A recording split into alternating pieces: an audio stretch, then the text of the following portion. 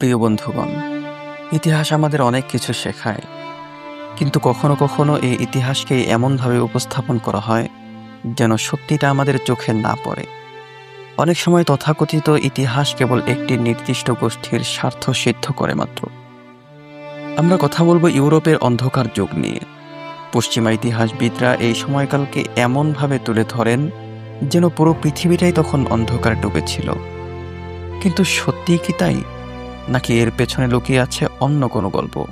চলুন আজ আমরা এই মিথ্যার পর্দা সরিয়ে আসল সত্যটা দেখে আসি।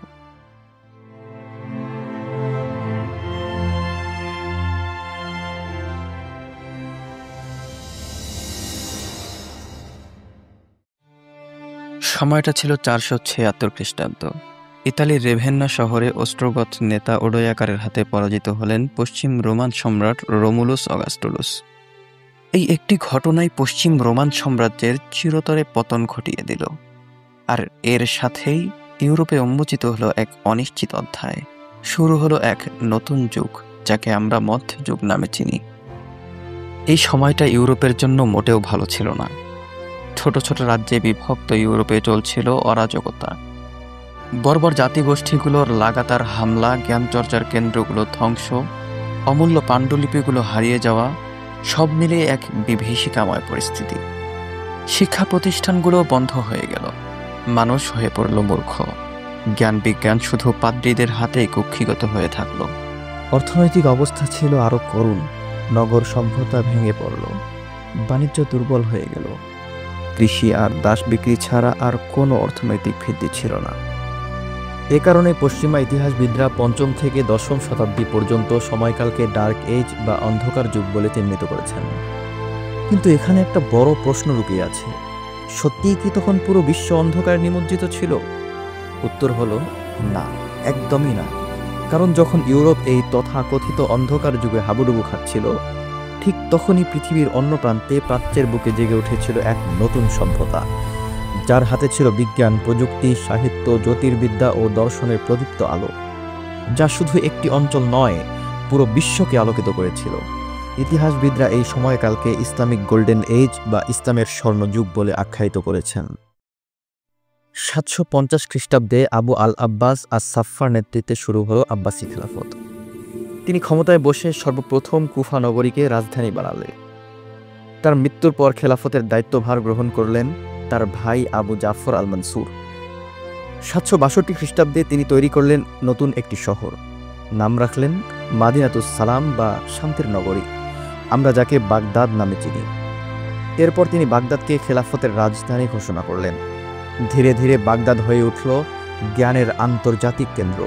এখান থেকেই শুরু হলো এক বুদ্ধিভিত্তিক নবজাগরণ। 786 সালে মসনদে বসলেন আব্বাসী খেলাফতের ৫ম খলিফা হারুনুর রশিদ। তার আমলে বাগদাদ হয়ে উঠল বিশ্বের সবচেয়ে সমৃদ্ধ শহরগুলির মধ্যে অন্যতম। সাহিত্য, সঙ্গীত, শিল্পকলা, চিকিৎসা, বিজ্ঞান প্রতিটি ক্ষেত্রে বাগদাদ এগিয়ে গেল অনেক দূরে। খলিফা হারুন ছিলেন একজন সত্যিকারের জ্ঞান পিপাসু। এই জ্ঞান ভালোবাসারই ফসল ছিল তার প্রতিষ্ঠিত গ্রন্থাগার হাউস অফ উইজডম বা বাইতুল হিকমা। প্রথমে এটি ছিল তার ব্যক্তিগত রাজকীয় গ্রন্থাগার, কিন্তু তার পুত্র খলিফা আল মামুন এই বাইতুল হিকমাকে শুধু একটি গ্রন্থাগার হিসেবে সীমাবদ্ধ রাখলেন না, বরং এটিকে এক বিশাল অনুবাদ কেন্দ্র, জ্ঞানচর্চার প্রতিষ্ঠান এবং গবেষণাগারে রূপান্তরিত করলেন। তিনি বিশ্বের বিভিন্ন প্রান্ত থেকে বিভিন্ন সভ্যতার পণ্ডিতদের বাগদাদে আমন্ত্রণ জানালেন। এতে করে পারসিক, গ্রিক, ইহুদি, খ্রিস্টান সব ধরনের জ্ঞানীরা বাইতুল হিকমায় একত্র হয়ে নির্বিঘ্নে একসঙ্গে কাজ করতে লাগলেন। সেখানে জ্ঞান চর্চায় কোনো ধর্মীয় বা বর্ণগত বাধা ছিল না। বাইতুল হিকমায় অনুবাদ করা হতো এরিস্টটল ও প্লেটোর মতো গ্রিক দার্শনিকদের অমূল্য পাণ্ডুলিপিগুলো, যেগুলোর অনুবাদ না হলে হয়তো আজকের মানবজাতি হারিয়ে ফেলত প্রাচীন দর্শনের অনেক মূল্যবান জ্ঞান। বাইতুল হিকমাহ ছিল এক আলোর মিনার। সেই মিনারে জ্ঞানের প্রদীপ জ্বালিয়েছিলেন যে কিংবদন্তীরা, তাদের মধ্যে অন্যতম হলেন আল খাওয়ারিজমি, আর রাজি, ইবনে আল হাইয়াথাম এবং আল বিরুনির মতো মহান ব্যক্তিরা, যাদের অসামান্য অবদান আজও আধুনিক বিশ্বের প্রতিটি জ্ঞান শাখায় অমলিন হয়ে আছে। বিশ্বাস করুন, এভাবে ইউরোপের অন্ধকার যুগে মুসলিম বিশ্বে উদিত হয়েছিল এক জ্ঞানের সূর্য, যা পুরো পৃথিবীকে আলোকিত করেছিল। এবং শিখিয়েছিল ভবিষ্যতের পথে হাঁটার কৌশল।